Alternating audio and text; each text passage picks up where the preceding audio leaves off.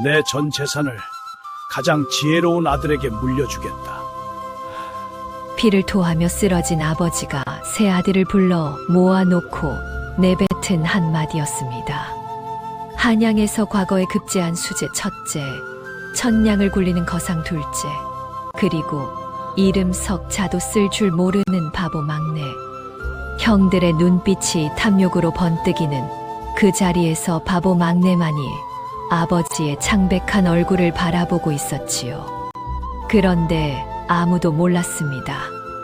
유산을 두고 벌어진 이 시험이 10년간 묻혀있던 끔찍한 비밀의 뚜껑을 열어버릴 줄은 말이지요. 과연 이 시험의 승자는 누구일까요? 야단 마을 시작합니다. 오늘도 찾아주셔서 감사합니다. 구독과 좋아요, 댓글은 야단마을을 지속하게 하는 큰 힘이 됩니다. 그럼 오늘의 이야기 속으로 함께 떠나볼까요? 옛날 옛적 숙종 임금께서 나라를 다스리시던 말년의 일이옵니다. 전라도 남원 장터의 사람들이 벌떼처럼 몰려들고 있었습니다. 장날도 아닌 날에 이토록 인파가 모인 까닭은 다름이 아니었지요. 장터 한가운데 커다란 황소 한 마리가 내 다리를 쭉 뻗은 채 쓰러져 꼼짝도 하지 않고 있었기 때문이옵니다. 이 소의 주인은 남원에서 가장 부유한 김좌수였습니다. 300냥짜리 명품 황소라 하면 온 고을에서 모르는 이가 없는 귀한 짐승이었지요. 그 황소가 아침부터 거품을 물고 쓰러지더니 아무리 소리를 질러도 꿈쩍을 하지 않았습니다. 김좌수의 얼굴이 시뻘겋게 달아올랐습니다. 핏줄이 목까지 치솟아 금방이라도 쓰러질 기세였지요. 전주에서 제일 가는 마이를 당장 데려오너라. 김좌수가 발 동동 구르며 고래고래 소리를 질렀습니다. 전주 마이가 헐레벌떡 달려와 황소의 이곳저곳을 살피더니 이윽고 고개를 절레절레 저었습니다. 독초를 먹은 것 같소이다. 오늘 밤을 넘기기 어렵겠소. 남원 마이도 불려오고 심지어 한양에서 내려온 약재상까지 소를 들여다보았으나 모두 하나같이 손을 내저었습니다. 이 소가 죽으면 올 농사가 다 끝이란 말이다.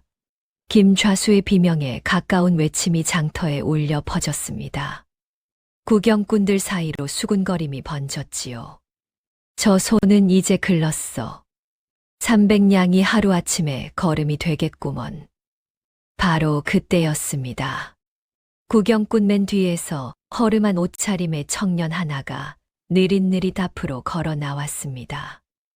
19살 삼돌이었지요. 온 마을이 바보 삼돌이라 부르는 윤영감의 셋째 아들이었습니다. 이 청년은 말도 느리고 행동도 굼떠서 자기 이름 석자조차 쓸 줄 모르는 아이였습니다. 사람들이 삼돌을 보자마자 킬킬거리기 시작했습니다.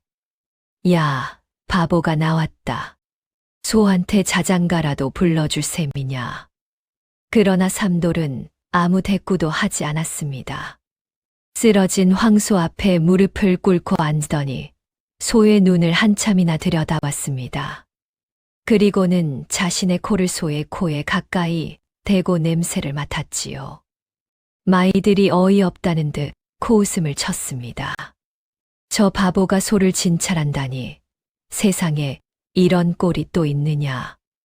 삼돌이 소의 배를 손바닥으로 천천히 쓸어내렸습니다. 굵고 투박한 손끝이 어느 한 지점에 이르러 뚝 멈추었지요. 그리고 느릿느릿 입을 열었습니다. 독초가 아닙니다. 순간 장터가 조용해졌습니다. 이 소가 먹은 것은 엉겅퀴뿌리이옵니다. 독이 아니라 체한 것이지요. 전주 마이가 버럭 소리를 질렀습니다. 글자도 모르는 놈이 무슨 수로 그걸 안단 말이냐. 삼돌이 차분하게 대답했습니다. 소의 눈이 말해 주었습니다. 독을 먹은 소는 눈이 풀리는데 이 소는 눈에 힘이 남아 있습니다.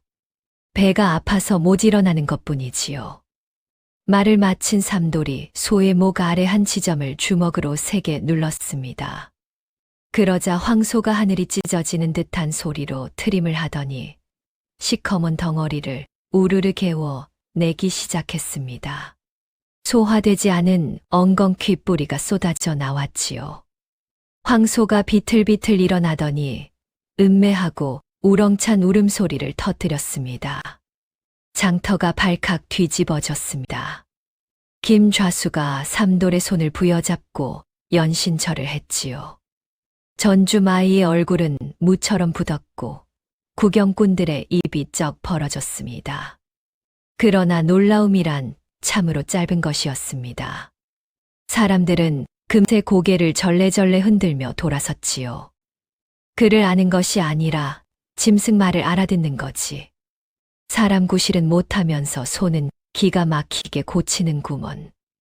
김좌수가 감사의 뜻으로 두둑한 돈주머니를 내밀었으나 삼돌은 고개를 저었습니다. 그리고는 장터 구석에서 떡을 파는 처자에게 걸어갔지요. 분이었습니다. 떡집 딸 분이만이 온 마을에서 유일하게 삼돌을 바보라 부르지 않고 이름으로 불러주는 사람이었습니다. 분이가 환하게 웃으며 꿀떡 하나를 내밀었고 삼돌은 평소보다 조금 빠른 말투로 고맙다라 했습니다. 분이 앞에서만 삼돌의 말이 빨라진다는 것을 아는 사람은 그 장터에 단 한 명도 없었지요.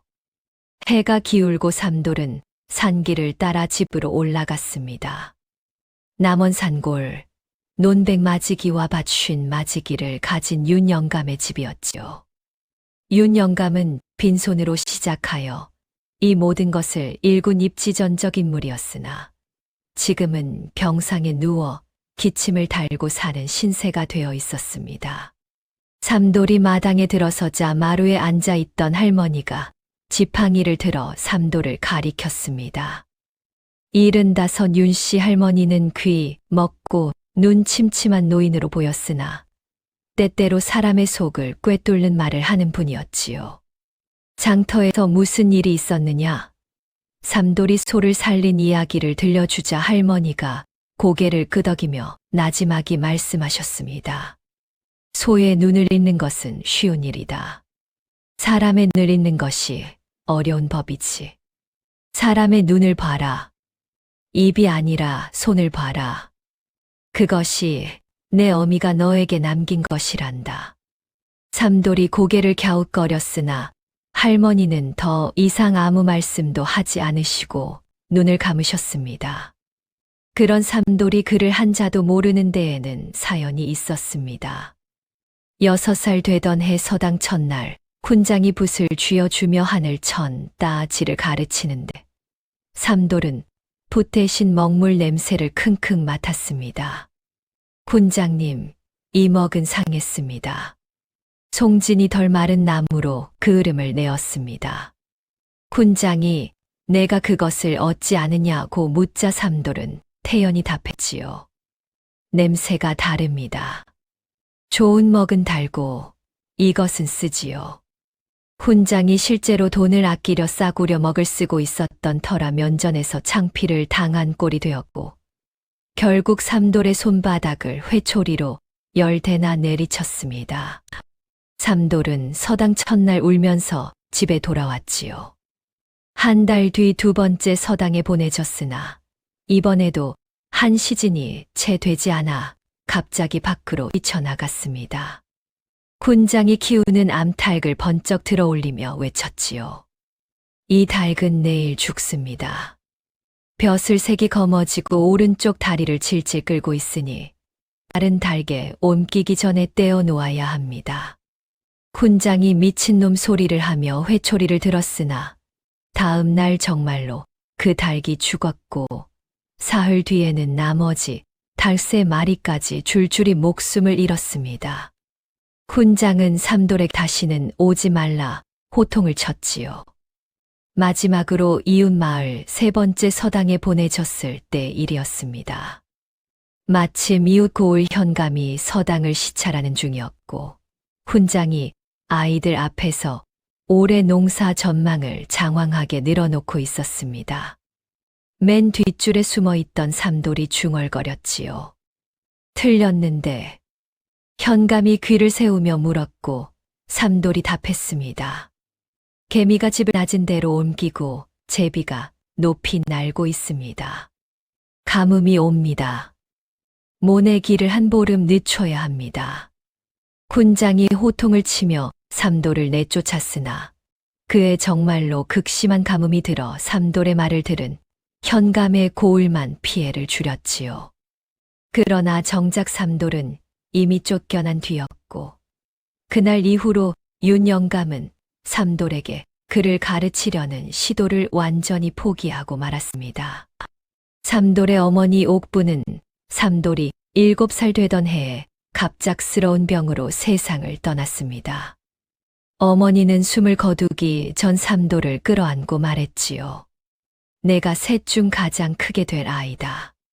형들과 마을 사람들은 그 말을 비웃었으나 삼돌만은 어머니의 그 한마디를 가슴 깊이 품고 자라왔습니다. 윤영감은 아내가 세상을 떠난 뒤 재혼하지 않고 세 아들을 홀로 키웠습니다. 영감은 유독 삼돌에게만 무뚝뚝하고 냉담했는데 사람들은 바보 아들이 부끄러운 탓이라 수군거렸지요.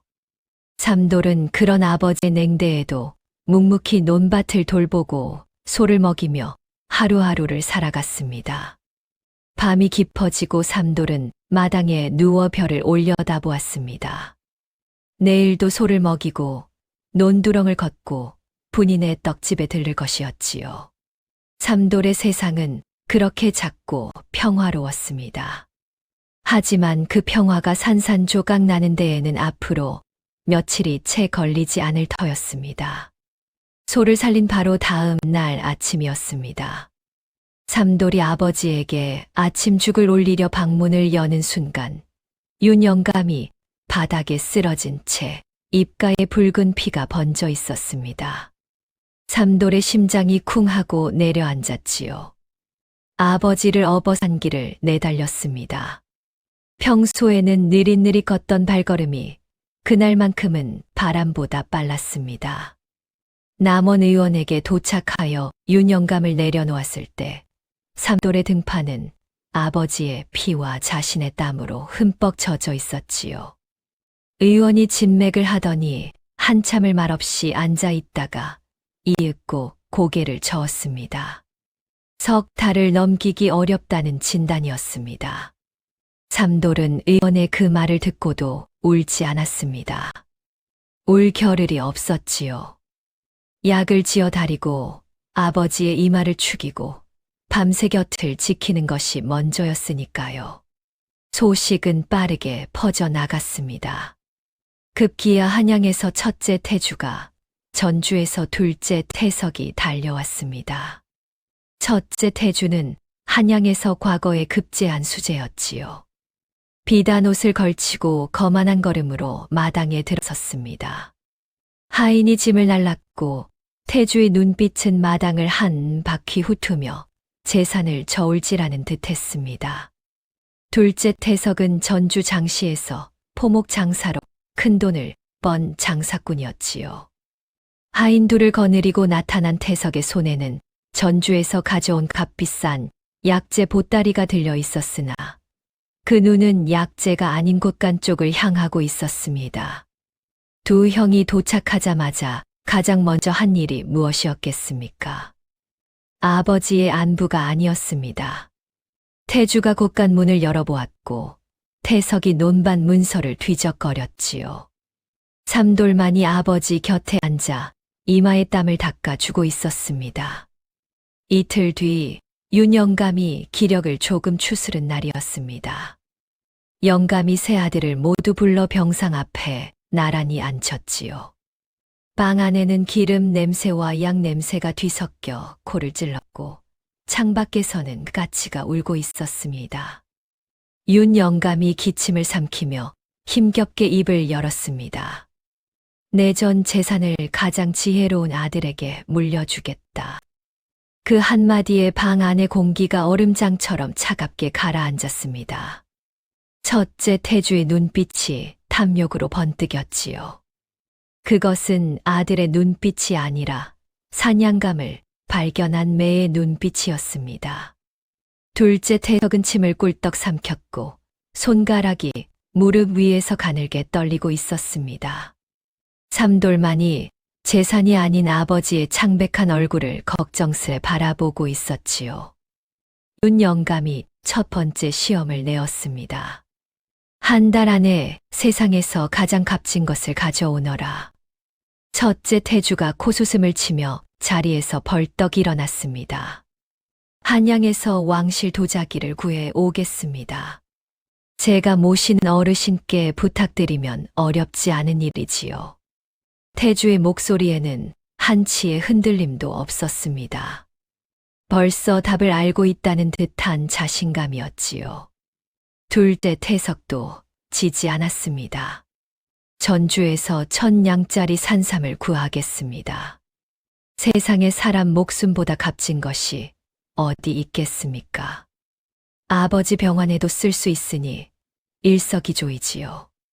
태석의 눈이 장사군 특유의 계산으로 반짝거렸습니다. 삼돌은 무엇을 가져와야 할지 몰라 멍하니 서 있었습니다. 세상에서 가장 값진 것이란 무엇이겠습니까? 왕실 도자기도 산삼도 삼돌에게는 먼 나라 이야기였지요. 돈도 없고 인맥도 없고 글도 모르는 삼돌이 대체 무엇을 구해올 수 있단 말이겠습니까? 형들이 떠나기 전 삼돌을 돌아보며 비웃었습니다. 바보는 그냥 집에서 소나 먹여라. 태주의 말에 태석이 낄낄거렸고 삼돌은 고개를 숙인 채 아무 말도 하지 못했습니다. 형들의 웃음소리가 마당을 울리고 대문 밖으로 사라진 뒤에도 삼돌의 귀에는 그 소리가 한참이나 맴돌았지요. 형들이 떠난 뒤 삼돌만 아버지 곁에 남았습니다. 죽을 끓이고 약을 다리고 밤이면 아버지의 기침 소리에 잠을 깨어 등을 쓸어 주었습니다. 사흘이 지나고 나흘이 지나도 삼돌은 아버지 곁을 떠나지 않았지요. 시험보다 아버지가 먼저였으니까요.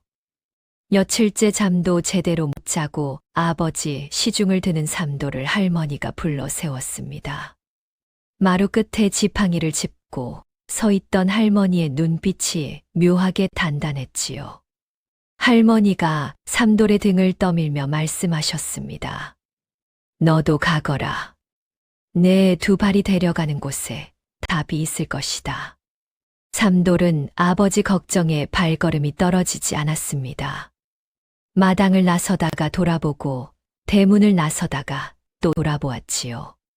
할머니가 다시 한번 지팡이를 들어 보이며 단호하게 고개를 끄덕였습니다. 어서 가거라, 가야 한다. 그 무언의 명이 삼돌의 등을 떠밀었습니다. 빈 보따리 하나를 메고 남원 장터를 지나가는데 분이가 먼저 삼돌을 기다리고 있었습니다. 마치 삼돌이 이 길을 지나갈 것을 미리 알고 있었다는 듯이 말이지요. 분이가 정성껏 싼 떡 보따리를 삼돌의 손에 꾹 쥐어 주었습니다. 잘 다녀와요. 분이의 목소리가 가늘게 떨리고 있었습니다. 삼돌은 뒤도 돌아보지 못하고 어색하게 고개만 끄덕이며 산길로 접어들었지요.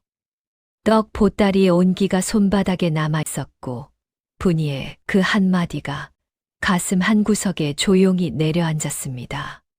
세 아들이 모두 떠난 빈집에서 할머니가 윤 영감의 병상 곁에 홀로 앉아 있었습니다. 방 안에는 약다리는 냄새만이 가득했고 창밖으로 저녁놀이 붉게 물들고 있었지요. 할머니의 눈빛이 서늘하게 가라앉았습니다. 주름진 입술이 달싹이더니 이내 다시 다물어졌지요. 아무 말도 하지 않았습니다. 그러나 할머니의 표정은 분명했습니다. 마치 오래오래 기다려왔던 무언가가 마침내 시작되었다는 듯 두 눈에 깊고 어두운 결의가 서려 있었습니다. 할머니의 손이 가슴팍을 한번 짚었습니다. 그 안에 무엇이 들어있는지는 아직 아무도 모르는 일이었지요. 세 아들이 각자의 길을 떠난 사이 이야기는 20여 년 전으로 거슬러 올라갑니다. 삼돌의 어머니 옥부는 평범한 산골 안악이 아니었습니다. 남원과나 비장의 외동딸로 태어나 글과 셈에 밝았으며 한 번 본 숫자는 수십 년이 지나도 잊지 않는 비범한 기억력을 지닌 여인이었지요. 비장의 딸이 글을 읽고 셈을 놓는다 하여 남원관아에서는 제법 이름이 알려져 있었습니다. 그러나 그 총명함이 옥분에게 축복이 아닌 재앙을 불러올 줄은 아무도 몰랐지요. 옥분의 아버지 비장은 전라도 세곡 출납을 담당하는 실무관리였습니다. 나라의 곡식이 얼마나 거치고 얼마나 나가는지 그 모든 숫자가 비장의 손끝을 거쳤지요. 당시 젊은 관리였던 조판서가 전라도에 부임하여 왔는데 이 자가 부임하자마자 세곡을 슬금슬금 빼돌리기 시작했습니다. 처음에는 작은 액수였으나 점점 그 규모가 눈덩이처럼 불어났지요. 장부의 숫자를 바꾸면 그만이었습니다. 위에서는 알 길이 없었으니까요. 그런데 한 가지 걸림돌이 있었습니다. 비장이었지요. 장부를 직접 다루는 비장이 숫자 하나 틀리지 않게 관리하고 있었으니 조판서로서는 비장의 협조 없이는 장부 조작이 불가능했습니다. 자네만 눈 감아주면 되네. 그 대가는 넉넉히 치르겠네. 조판서가 비장을 불러 은밀히 말했습니다. 비장은 단칼에 거절했지요. 나으리 백성의 피와 땀이 섞인 곡식이옵니다. 소인이 차마 그 숫자를 속일 수 없사옵니다. 조판서의 얼굴이 돌처럼 굳었습니다. 그날 이후 조판서는 비장을 횡령 누명으로 옥에 가두었지요. 오히려 세곡을 빼돌린 것이 비장이라는 거짓 장부를 만들어 관찰사에게 올렸습니다. 비장은 차가운 옥바닥 위에서 매를 맞고 굶주리며 쓸쓸히 목숨을 잃었습니다. 그러나 비장은 죽기 전 단 한 가지를 해두었습니다. 옥의 면회를 온 딸 옥분에게 진짜 장부의 숫자를 통째로 외우게 한 것이었지요. 아버지가 딸의 손을 부여잡고 떨리는 목소리로 숫자를 읊었습니다. 옥분은 눈물을 삼키며 그 숫자를 하나도 빠짐없이 머릿속에 새겨 넣었지요. 종이는 빼앗기지만 내 머릿속 숫자는 아무도 지울 수 없느니라. 때가 오면 이것이 아비의 억울함을 풀어줄 것이다. 그것이 아버지가 딸에게 남긴 마지막 말이었습니다. 아버지가 옥에서 숨을 거둔 뒤 옥부는 신분을 감추고 남원 산골 깊숙이 도망쳤습니다. 그리고 그곳에서 빈손으로 논밭을 일구고 있던 젊은 농부 윤영감을 만나 시집을 갔지요. 산골에 묻혀 평범한 안악으로 살면 조판서의 눈에 띄지 않을 것이라 생각했습니다. 수년간은 무사했지요. 아들 셋을 낳고 논밭을 넓히며 조용한 나날을 보냈습니다. 그러나 첫째 태주가 과거에 급제하면서 모든 것이 틀어지고 말았습니다. 과거 급제란 대단한 경사인 동시에 세상에 이름을 알리는 일이었지요. 급제 과정에서 신원조회가 이루어졌고 어머니가 남원관아 비장의 딸이라는 기록이 한양 관리들의 눈에 들어갔습니다. 조판서는 그 이름을 보는 순간 등골이 서늘해졌습니다. 죽은 비장에게 딸이 있었다는 것은 알고 있었으나 산골에 묻혀 살겠거니 하고 잊어버린 지 오래였지요. 그런데 그 딸이 살아있고 그 아들이 한양 관직에 진출하기 시작했다니 이것은 보통 일이 아니었습니다. 비장의 딸이 아버지에게서 무언가를 전해받았을 수 있다는 불안이 조판서의 가슴을 옥죄어 왔지요. 조판서는 태주에게 접근했습니다. 겉으로는 후원자를 자처하며 벼슬길을 열어주었지요. 자네 같은 젊은 인재를 돕는 것은 당연한 도리이네. 태주는 감격하여 연신절을 했습니다. 산골 출신으로 한양에서 발붙이기 어려웠던 태주에게 조판서의 후원은 가뭄의 단비와도 같았으니까요. 그러나 조판서의 진짜 목적은 따로 있었습니다. 윤 영감의 집안을 감시하고 통제하는 것이었지요. 태주를 눈앞에 두면 집안의 동정을 살필 수 있었고, 혹시라도 위험한 장부가 세상에 나오는 것을 막을 수 있었습니다. 그리고 조판서는 한 가지를 더 했지요.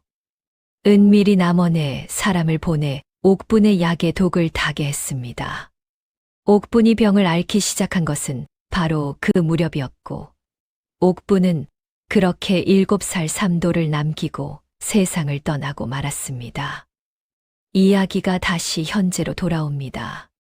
한양 조판서의 저택이었지요. 첫째 태주가 조판서를 찾아가 왕실 도자기를 구해달라 청했습니다.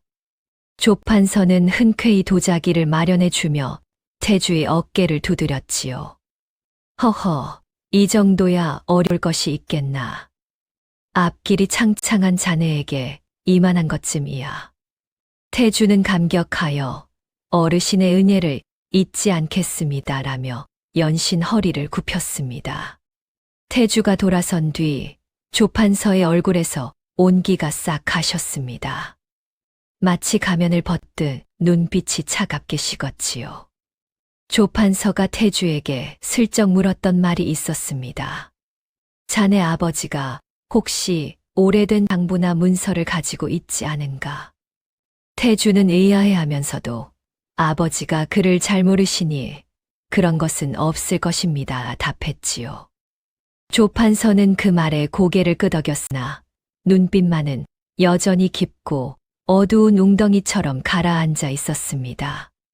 태주는 알지 못했습니다. 자신의 최대 후원자가 어머니를 죽인 원수라는 것을 말이지요. 또한 태주는 알지 못했습니다.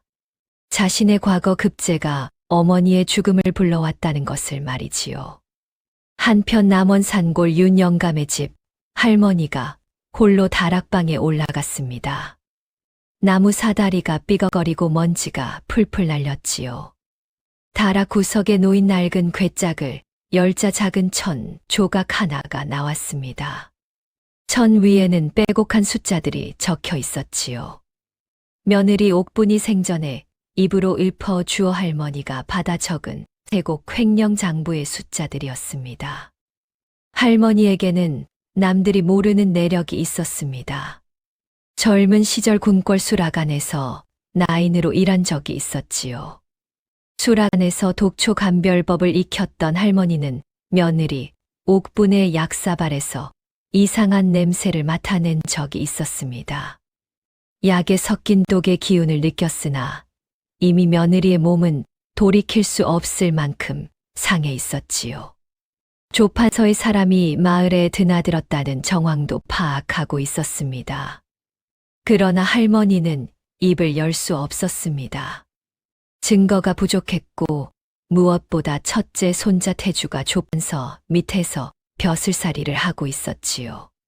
섣불리 나서면 가문 전체가 한꺼번에 무너질 수 있었습니다. 할머니는 이를 악물고 12년을 기다려왔습니다. 귀 먹은 척, 눈 침침한 척, 세상 물정 모르는 늙은이 행세를 하며 때를 벼르고 있었던 것이지요. 할머니가 천 조각을 품에 다시 넣으며 나지막이 중얼거렸습니다. 옥분아, 이제 때가 왔느니라.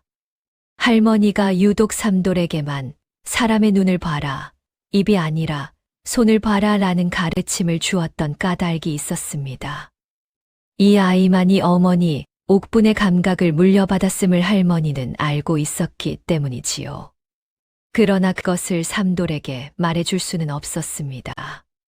아직은 말이지요. 다락방을 내려오는 할머니의 발걸음이 12년 만에 처음으로 가벼워 보였습니다. 창밖에서 바람이 불어 감나무 잎이 우수수 떨어지고 있었지요. 계절이 바뀌고 있었습니다. 이 집안에도 세상에도 말이지요. 첫째 태주는 한양에서 조판서가 마련해준 왕실 도자기를 비단 보자기에 곱게 싸서 품에 안고 있었습니다. 달빛 아래 비취색이 은은하게 빛나는 도자기였지요. 그러나 그 아름다운 도자기에는 보이지 않는 값이 하나 더 붙어 있었습니다. 태주가 조판서에게 아버지 재산의 절반을 바치겠다는 밀약을 맺은 것이었지요. 태주는 그것이 거래라 생각하지 않았습니다.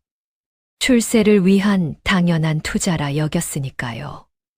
둘째 태석은 전주 약재상을 샅샅이 뒤져 100년 묵은 산삼을 1000냥에 구했습니다. 장사꾼답게 값을 깎고 또 깎아 겨우 손에 넣은 산삼이었지요.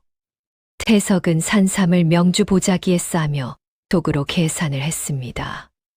이것이면 아버지의 마음을 사기에 충분할 것이라고 말이지요. 두 형은 각자의 전리품을 손에 쥐고 의기양양하게 남원으로 돌아갈 채비를 하고 있었습니다. 한편 삼돌은 빈 보따리 하나를 메고 정처 없이 길을 걷고 있었습니다. 세상에서 가장 값진 것이란 대체 무엇이겠습니까? 형들처럼 돈도 없고 인맥도 없고 글도 모르는 삼돌이 어디에서 무엇을 구해 온단 말이겠습니까? 발길이 닿는 대로 걷고 또 걸었습니다. 어디로 가는지도 몰랐지요. 산등성이에 올라서니 먼 산이 겹겹이 펼쳐져 있었고 바람이 불어왔습니다. 풀냄새와 흙냄새 뒤섞인 어딘가 그리운 바람이었지요. 어머니 냄새 같은 바람이었습니다. 그 순간 삼돌의 머릿속에 오래된 기억 하나가 떠올랐습니다. 6살 되던 해 여름이었지요. 극심한 가뭄이 들어 마을 우물이 바닥을 드러내고 있었습니다. 어른들이 마을 한가운데 모여 어디를 파야 물이 나오겠느냐고 한참을 의논했지요. 이 우물을 더 깊이 파자는 사람, 저 골짜기 아래를 파자는 사람, 의견이 분분하여 끝이 나지 않았습니다. 그때 삼돌이 어머니 옥분의 치맛자락을 잡아당겼지요. 어무이 저 느티나무 아래를 파면 물이 나올 겁니다. 어른들이 웃어 넘겼습니다. 6살 배기 아이의 말을 누가 귀담아 듣겠습니까? 그러나 옥분은 웃지 않았지요. 삼돌의 눈높이에 맞추어 쪼그려 앉더니 진지하게 물었습니다. 왜 그렇게 생각하느냐? 가뭄인데 저 나무만 잎이 안 마릅니다. 뿌리가 물을 먹고 있다는 뜻이지요. 옥분의 눈이 커졌습니다. 아들의 눈에 자신의 아버지에게서 보았던 것과 같은 빛이 번뜩이고 있었던 것이지요. 옥분이 윤영감을 졸라 느티나무 아래를 파괴했습니다. 한 길, 두 길을 파내려가자 진짜로 맑은 물이 콸콸 솟아올랐지요. 마을 사람들이 경탄했으나 곧 우연이겠지 하고 잊어버렸습니다. 그날 밤 옥분이 삼돌을 무릎에 앉히고 머리카락을 쓸어주며 말했지요. 삼돌아, 너는 남들이 못 보는 것을 본단다. 그것이 내 가장 큰 재주란다. 그리고 윤영감에게 돌아서며 말했습니다. 이 아이가 셋 중 가장 크게 될 것이에요. 영감은 콧방귀를 뀌며 대꾸도 하지 않았지요. 과거 급제한 태주가 있는데 무슨 소리. 옥분은 더 이상 말하지 않았으나 삼돌의 머리카락을 쓸어주는 손길이 한결 더 따스했습니다. 아득한 예실이 바람결에 흩어지고 삼돌이 눈을 떴습니다. 바람이 젖은 눈가를 말려주고 있었지요. 삼돌이 다시 길을 걷기 시작했습니다. 얼마 가지 않아 길가에 쓰러진 노인 한 분을 발견했습니다. 굶주림과 병으로 죽어가고 있었지요. 지나가는 사람들은 모두 고개를 돌렸습니다. 거지에게 발걸음을 멈출 만큼 한가한 세상이 아니었으니까요. 그러나 삼돌은 멈칫하지 않았습니다. 분이에게 받은 떡 보따리를 풀어 노인에게 먹였지요. 떡을 모두 내주고 밤새 불을 피워 노인 곁을 지켰습니다. 추운 밤바람이 불자 자신의 겉저고리를 벗어 노인의 어깨를 덮어 주었지요. 다음 날 노인이 기력을 되찾자 삼돌은 노인을 업어 가장 가까운 마을까지 데려다 주었습니다. 노인이 삼돌의 손을 부여잡으며 말했지요. 은혜를 갚고 싶소이다. 삼돌은 고개를 저었습니다. 저도 누군가에게 떡을 받았습니다. 며칠 뒤 장터에서 울고 있는 아이들을 만났습니다. 부모가 빚에 팔려갈 처지에 놓인 아이들이었지요. 삼돌은 가진 노잣돈을 모두 털어 아이들에게 밥을 사주었습니다. 정작 자신은 풀뿌리를 캐어 허기를 달래야 했지요. 또 며칠이 지나 길가에서 다리를 절며 걷지 못하는 떠돌이 약장수를 만났습니다. 삼돌이 약장수의 발목을 찬찬히 살피더니 말했지요. 뼈가 어긋난 것이 아니라 힘줄이 뭉친 것이옵니다. 투박한 손으로 뭉친 힘줄을 조물조물 풀어주자 약장수가 멀쩡하게 걸어가며 연신철을 했습니다. 한 달이 다 되어 가고 있었으나 삼돌의 손에는 아무것도 없었습니다. 보따리 속떡은 진작 사라졌고 노잣돈도 한 푼 남지 않았지요. 빈손으로 돌아가야 한다는 사실에 삼돌의 발걸음이 돌덩이처럼 무거워졌습니다. 그런데 돌아가는 길목에서 이상한 일이 벌어졌습니다. 삼돌이 도와준 사람들이 하나둘 나타나기 시작한 것이지요. 쓰러져 있던 그 노인이 직접 꼬아 만든 집신을 내밀며 말했습니다. 이것밖에 없어 미안하오. 아이들의 어머니가 밤새 짠 수건을 건네며 눈물을 흘렸지요. 은인 덕에 아이들이 살았습니다. 약장수가 산에서 캔 약초 한 묶음을 가져와 아버님 병에 쓰시오라 했습니다. 삼돌은 그것들을 하나하나 소중히 보따리에 넣고 집으로 향했습니다. 한 달 뒤 세 아들이 아버지 앞에 나란히 섰지요. 첫째 태주가 비단 보자기를 풀어 찬란한 왕실 도자기를 내놓았습니다. 빛취색 유야기 촛불 아래 영롱하게 빛났고 모여든 마을 사람들의 입에서 감탄이 터져 나왔지요. 둘째 태석이 명주 보자기를 풀어 100년 묵은 산삼을 내놓으며 말했습니다. 이것이면 아버지 병환도 나으실 것이옵니다. 산삼의 향기가 방 안에 은은하게 퍼졌지요. 삼돌의 차례가 왔습니다. 삼돌은 낡고 때가 묻은 보따리를 천천히 풀었습니다. 그 안에서 집신 한 켤레, 수건 한 장, 약초 한 묶음이 나왔지요. 왕실 도자기와 100년 산삼 옆에 놓인 집신과 수건이란 차마 견줄 수 없는 것이었습니다. 방 안에 길고 무거운 정적이 흘렀지요. 삼돌이 고개를 숙이며 말했습니다. 값진 것을 찾지 못했습니다. 이것은 제가 길에서 만난 사람들이 고맙다며 제게 준 것이옵니다. 형들이 코웃음을 쳤고 마을 사람들이 폭소를 터뜨렸습니다. 한 달을 돌아다녀 가져온 것이 겨우 집신이란 말이냐. 바보는 역시 바보야. 웃음소리가 방 안을 가득 메웠지요. 윤 영감은 웃지도 화내지도 않았습니다. 다만 조용히 입을 열었지요. 아직 시험은 끝나지 않았다. 두 번째 시험을 내겠다. 모두가 물러간 뒤 윤 영감이 홀로 남은 방에서 삼돌이 가져온 집신을 집어들었습니다. 거칠지만 한 올 한 올 정성스럽게 꼬아 만든 집신이었지요. 영감이 그 집신을 한참이나 바라보더니 눈시울을 붉혔습니다. 거친 손으로 눈가를 훔치는 아버지의 모습을 문틈 너머로 할머니만이 지켜보고 있었습니다. 윤 영감이 두 번째 시험을 내었습니다. 빈 방 하나를 가장 값지게 가득 채워보아라.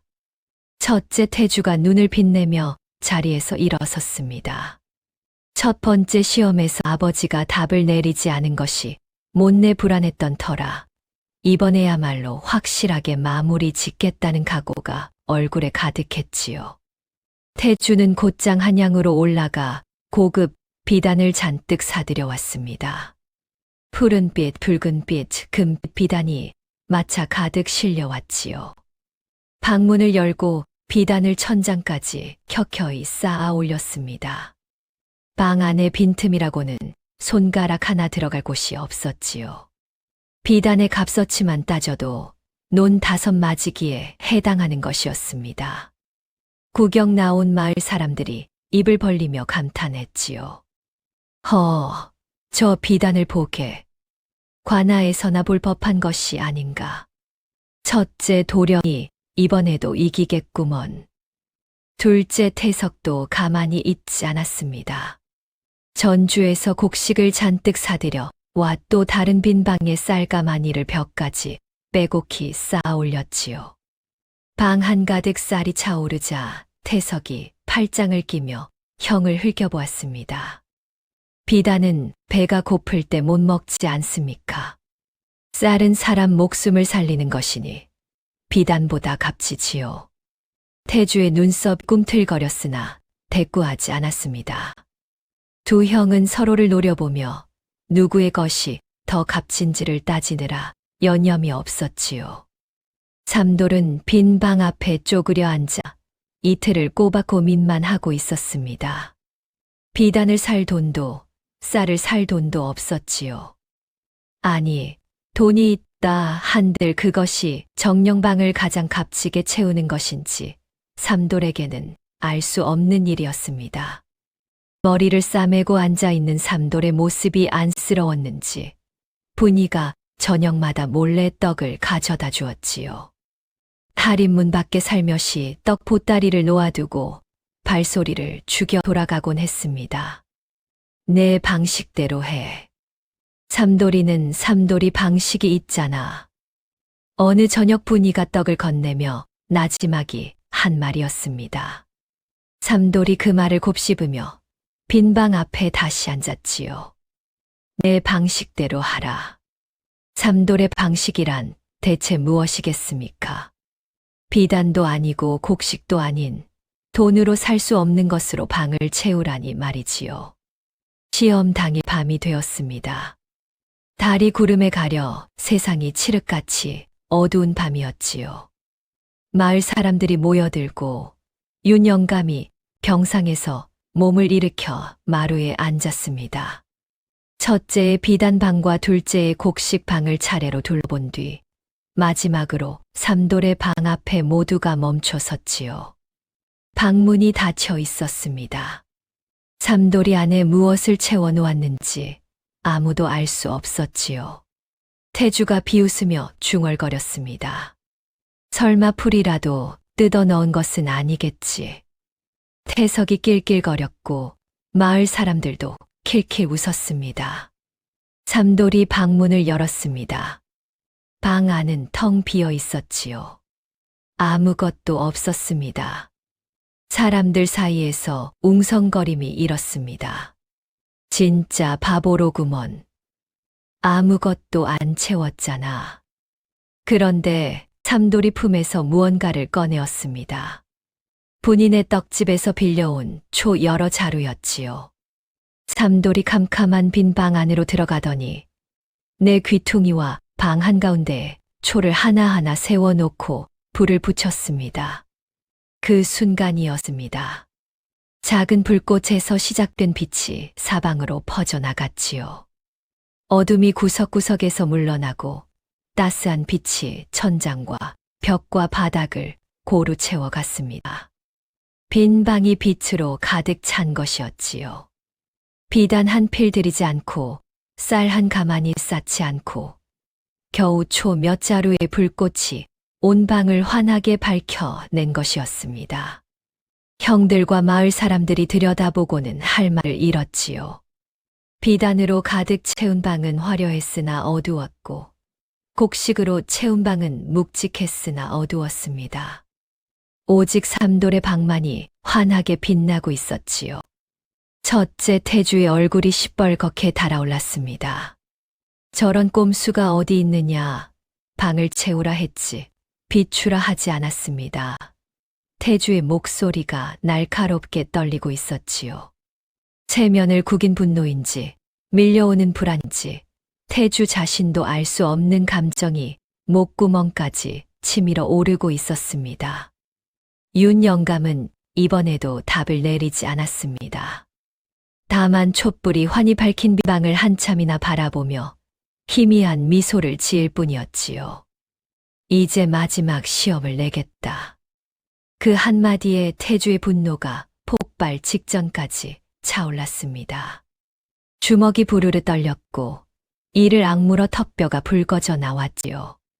두 번의 시험들에서 은연중에 바보 막내에게 밀리고 있다는 암묵적 사실을 태주는 도저히 받아들일 수 없었습니다. 그날 밤이었습니다. 모두가 잠든 깊은 밤, 첫째 태주가 마당에서 둘째 태석을 불러세웠지요. 달빛도 들지 않는 감나무 그늘 아래에서 태주가 낮은 목소리로 말했습니다. 아버지 표정을 보았느냐? 두 번 다 저 바보 앞에선 웃으셨다. 이대로 두면 우리가 어찌 될지 모르는 일이다. 태석의 얼굴이 굳었지요. 힘을 합치자. 저 바보에게 아버지 전 재산을 빼앗길 수는 없지 않느냐. 태석은 망설였습니다. 삼돌이가 무슨 잘못이 있느냐는 말이 목구멍까지 올라왔으나 사업 자금이 절실한 처지가 발목을 잡았지요. 전주에서 버려놓은 장사가 삐걱거리고 있었고 아버지의 재산이 없으면 빚더미에 앉게 될 판이었습니다. 태석이 한참을 망설이다가 결국 고개를 끄덕였지요. 태주가 한 걸음 더 가까이 다가서며 목소리를 낮추었습니다. 조판서 어르신께서 도와주실 것이다. 그 이름이 나오는 순간 태석의 등줄기에 찬 기운이 스쳤으나 이미 고개를 끄덕인 뒤였지요. 두 형이 어둠 속에서 손을 맞잡는 그 장면을 마루 끝 어둠 속에서 할머니가 지켜보고 있었습니다. 할머니의 눈빛이 싸늘하게 가라앉았지요. 주름진 입술이 한 번 달싹이더니 이내 굳게 다물어졌습니다.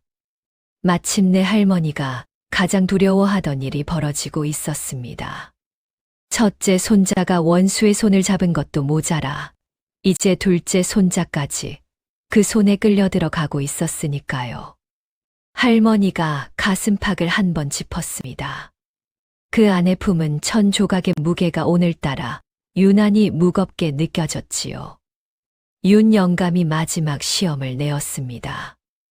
내 평생 가장 후회되는 일이 무엇인지 맞춰보아라. 방 안에 무거운 침묵이 내려앉았습니다. 앞선 두 시험은 무언가를 구해 오거나 채우는 것이었지요. 그런데 이번에는 아버지의 마음속을 들여다보라는 것이었습니다. 세 아들의 표정이 제각기 달랐지요. 태주는 이번이야말로 확실히 매듭지어야 한다는 듯 눈빛을 가다듬었고 태석은 어디서부터 풀어야 할지 모르겠다는 듯 미간을 찌푸렸습니다. 삼돌은 아무 말 없이 아버지의 얼굴만 바라보고 있었지요. 첫째 태주가 먼저 나섰습니다. 자리를 고쳐 앉으며 또렷한 목소리로 답했지요. 벼슬을 더 높이 하지 못한 것이옵니다. 아버지께서는 빈손으로 시작하시어 이 모든 것을 일구셨으나 끝내 관직에는 오르지 못하셨습니다. 아들인 제가 더 높이 올라 가문의 이름을 빛내지 못한 것이 아버지의 한이 아니겠습니까? 태주의 말에는 자신감이 넘쳤습니다. 평생 농사만 지은 아버지가 가장 아쉬워하는 것은 당연히 출세일이라 그것이 태주의 계산이었지요. 둘째 태석이 뒤를 이었습니다. 태주와는 다른 답을 내놓아야 했기에 잠시 머뭇거리더니 입을 열었지요. 더 큰 부자가 되지 못한 것이옵니다. 아버지께서 논백맞이기를 일구셨으나 젊은 시절 더 크게 장사를 벌이셨다면 지금쯤 남원 제1의 부호가 되셨을 것이옵니다. 태석의 답 역시 자신의 세상을 비추어 낸 거울이었습니다. 장사꾼의 눈에는 아버지의 후회도 돈으로 보였던 것이지요. 삼돌의 차례가 왔습니다. 삼돌은 한참 동안 아무 말도 하지 않았습니다. 입을 열 생각이 없는 것처럼 보였지요. 마을 사람들이 수군거리기 시작했습니다. 바보가 무슨 답을 하겠나. 벙어리처럼 앉아만 있구먼. 삼돌은 답을 생각하고 있었던 것이 아니었습니다. 아버지의 얼굴을 보고 있었지요. 깊이 파인 주름, 뼈마디가 드러난 갈라진 손, 한쪽으로 기울어진 구분 등을 하나하나 눈에 담고 있었습니다. 삼돌의 눈에는 글자 대신 사람이 보이고 숫자 대신 마음이 읽히는 법이었지요. 그러자 오래된 풍경 하나가 떠올랐습니다. 해마다 어머니 기일이 돌아오면 윤영감은 새벽녘에 홀로 뒷산에 올라갔지요. 아무에게도 말하지 않고 아무도 데려가지 않고 혼자서 올라가 한참을 내려오지 않았습니다. 삼돌이 어릴 적 한번 몰래 뒤를 따라간 적이 있었지요.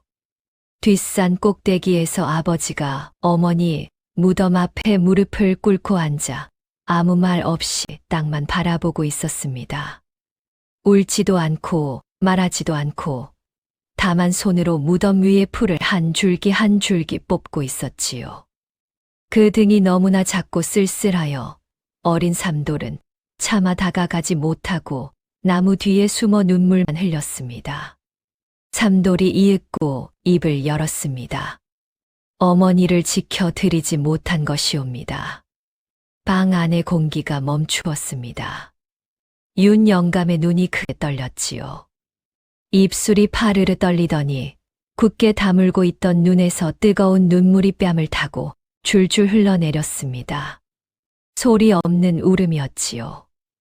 이 집안의 기둥이었던 사내가 평생 약한 모습을 보인 적 없던 아버지가 새 아들과 마을 사람들 앞에서 눈물을 흘리고 있었습니다. 방 안에 길고 무거운 침묵이 내려앉았습니다. 형들의 얼굴이 당혹으로 굳었지요. 태주는 아버지의 눈물을 본 적이 없었습니다. 태석도 마찬가지였지요. 그를 모르는 바보 막내가 아버지의 가장 깊은 곳을 꺼내놓은 것이었습니다. 바로 그때였습니다. 방 구석에서 지켜보던 할머니가 지팡이 짚고 천천히 앞으로 나섰지요. 그동안 귀가 먹은 척, 눈이 침침한 척 하던 모습은 온데간데 없었습니다. 할머니의 두 눈에서 서슬퍼런 빛이 뿜어져 나왔지요. 방 안의 모든 시선이 할머니에게 쏠렸습니다. 할머니가 입을 열었습니다. 이제 진실을 말할 때가 되었느니라. 할머니의 목소리가 낮고 단단했습니다. 12년을 참아 온 사람의 목소리였지요. 너희들 어미 옥부는 병으로 죽은 것이 아니다. 누군가가 약의 독을 탔느니라. 방 안이 얼음장을 깐 듯 차가워졌습니다. 할머니가 이어서 말했지요. 옥분의 아버지 비장은 전라도 세곡 횡령을 거부하다 누명을 쓰고 옥에서 목숨을 잃었다는 것. 비장이 죽기 전 딸 옥분에게 진짜 장부의 숫자를 통째로 외우게 했다는 것. 옥분이 신분을 숨기고 산골로 도망쳐 윤 영감에게 시집 왔으나 태주의 과거 급제로 존재가 발각되었다는 것을 낱낱이 풀어놓았습니다. 그 말이 나오는 순간 태주의 얼굴이 종이장처럼 하얘졌지요. 자신의 급제가 어머니를 위험에 빠뜨린 빌미가 되었다니 태주의 입술이 파르르 떨렸으나 끝내 한마디도 내뱉지 못했습니다. 그 장부의 숫자가 세상에 나오면 모든 것이 끝장나는 자가 있었다. 그 자가 사람을 보내어 옥분의 약에 독을 탄 것이니라. 마을 사람들의 얼굴이 하얗게 질렸습니다. 윤 영감은 이를 악물고 천장을 노려보았지요. 주먹이 이불 위에서 부들부들 떨리고 있었습니다. 그러나 할머니는 그 배후가 누구인지는 밝히지 않았습니다. 때가 더 되어야 한다. 아직은 아니니라. 그 한마디에 방 안이 술렁거렸으나 할머니는 더 이상 입을 열지 않았지요. 태주의 머릿속이 미친 듯이 돌아가고 있었습니다. 자신의 급제가 어머니의 죽음을 불러왔다면 그 뒤에는 누가 있단 말입니까? 조판서의 얼굴이 번개처럼 스쳐 지나갔지요. 그러나 태주는 그 생각을 있는 힘껏 밀어냈습니다. 그것만은 사실이 아니어야 했으니까요. 삼돌은 어머니의 죽음이 자연스러운 것이 아니었다는 사실에 온몸이 부들부들 떨렸습니다. 두 주먹을 꽉 쥐었지요. 손끝이 하얗게 질릴 만큼 힘이 들어갔으나 삼돌은 알지 못했습니다. 7살 되던 해 어머니의 마지막 체온이 손끝에서 식어가던 그 밤이 선명하게 되살아났지요. 윤 영감이 시험을 낸 진짜 까닭의 첫 번째 겹이 벗겨지는 순간이었습니다. 제사는 겉껍데기에 지나지 않았지요. 아내의 죽음 앞에서 진심으로 아파하는 아들이 누구인지 그것을 가려내는 것이야말로 아버지가 숨겨 둔 시험의 속뜻이었던 것이었습니다. 할머니의 폭로 이후 윤 영감의 집안은 뿌리째 흔들리고 있었습니다. 윤 영감은 할머니의 말을 듣고 난 뒤 며칠째 입을 꾹 다문 채 천장만 바라보고 있었지요. 아내가 병으로 죽은 것이 아니라 누군가의 손에 목숨을 잃었다는 사실이 영감의 가슴에 쇠모처럼 박혀 있었습니다. 기침은 더욱 잦아졌고 먹는 것도 거의 넘기지 못하는 날이 이어졌지요. 삼돌은 밤마다 잠을 이루지 못하고 뒷산을 헤맸습니다. 어머니가 독살당했다는 사실이 머릿속을 떠나지 않았지요. 7살 되던 해 어머니의 이마에 손을 대며 이상한 냄새가 난다고 했던 그 밤 자꾸만 떠올랐습니다. 그때 자신이 좀 더 크고 똑똑했다면 어머니를 살릴 수 있었을 것이라는 자책이 가시덤불처럼 삼돌의 가슴을 핥히었지요. 달빛 아래 어머니 무덤 앞에 한참을 쪼그려 앉아 있다가 새벽녘에야 터덜터덜 내려오곤 했습니다. 둘째 태석은 충격을 받았으나 어찌해야 할지 몰라 전주로 돌아가지도 못하고 머뭇거리고 있었지요. 어머니가 독살되었다면 그 원수를 찾아야 마땅하건만 할머니가 배후를 밝히지 않았으니 분노를 쏟을 곳조차 없었습니다. 그런데 첫째 태주의 머릿속은 전혀 다른 방향으로 돌아가고 있었습니다. 태주가 두려운 것은 어머니의 원수가 아니었지요. 태주의 머리를 잠식하고 있는 것은 오직 하나, 재산이었습니다. 할머니의 폭로로 집안의 마음이 삼돌 쪽으로 기울고 있었지요. 세 번째 시험에서 삼돌만이 어머니의 죽음을 말했고 아버지는 눈물을 흘렸습니다. 아버지가 눈물을 보인 것은 태주가 나고 자라는 동안 단 한 번도 없던 일이었지요. 이대로 가면 아버지는 삼돌에게 전 재산을 넘길 것이 뻔했습니다. 그렇게 되면 조판서에게 약속한 재산의 절반도 사라지게 되지요. 약속을 지키지 못하면 조판서의 후원도 끊기고 벼슬도 한양에서 쌓아 올린 모든 것도 허물어지는 것이었습니다. 태주는 밤새 말을 달려 한양으로 올라갔습니다. 조판서의 저택 대문을 두드렸을 때 태주의 옷은 땀과 먼지로 범벅이 되어 있었지요. 조판서의 사랑채에 엎드린 태주가 다급하게 입을 열었습니다. 아버지께서 3번의 시험을 내셨는데 번번이 삼돌이만 보시며 눈물까지 흘리셨습니다. 거기에 할머니가 어머니 독살 이야기까지 꺼내었으니 어머니를 지켜드리지 못한 것이 가장 큰 후회라 말한 삼돌에게로 아버지의 마음이 완전히 돌아선 것이옵니다. 이대로 가면 재산이 통째로 글자도 모르는 저 바보에게 넘어갑니다. 어르신께 약속드린 목도 전부 사라지게 되옵니다. 태주의 말을 듣고 있던 조판서의 얼굴이 순간 돌처럼 굳었습니다. 태주는 미처 알아채지 못했으나 조판서가 진짜 긴장한 것은 재산이 아니었지요. 독살 이야기가 나왔다는 것, 할머니가 무언가를 알고 있다는 것, 그 수사가 자신에게까지 뛰어올 수 있다는 공포가 조판서의 등골을 타고 흘러내렸습니다. 그러나 조판서는 노련한 자였지요. 굳었던 표정을 순식간에 능글맞은 미소로 바꾸더니 태주의 어깨를 두드렸습니다. 허허, 자네가 무너지면 나도 내 몫을 못 받으니 곤란해지지 않겠나. 우리는 한 배를 탄 사이가 아닌가. 글도 모르는 자가 가문의 재산을 쥐게 되면 자네만 망하는 것이 아니라 내 체면도 서지 않네. 내가 방도를 마련할 테니 자네는 가만히 있게나. 그 말 한마디에 태주는 안도의 숨을 내쉬었지요. 자신이 무엇을 부탁한 것인지, 그 부탁이 어디로 흘러갈 것인지 태주는 깊이 생각하지 않았습니다. 아니, 생각하지 않으려 했던 것이지요. 조판서는 태주를 돌려보낸 뒤 밀서를 2통 썼습니다. 한 통은 남원 부사에게 삼도를 불효자로 잡아들이라는 것이었고, 다른 한 통은 따로 보내는 것이었지요. 할머니를 감시하되 혹 한양으로 올라오는 기미가 보이거든 즉시 막으라는 내용이었습니다. 독사를 아는 자가 입을 열기 전에 손을 써야 했으니까요. 며칠이 채 지나지 않아 관아, 포졸들이 윤 영감의 집으로 우르르 들이닥쳤지요.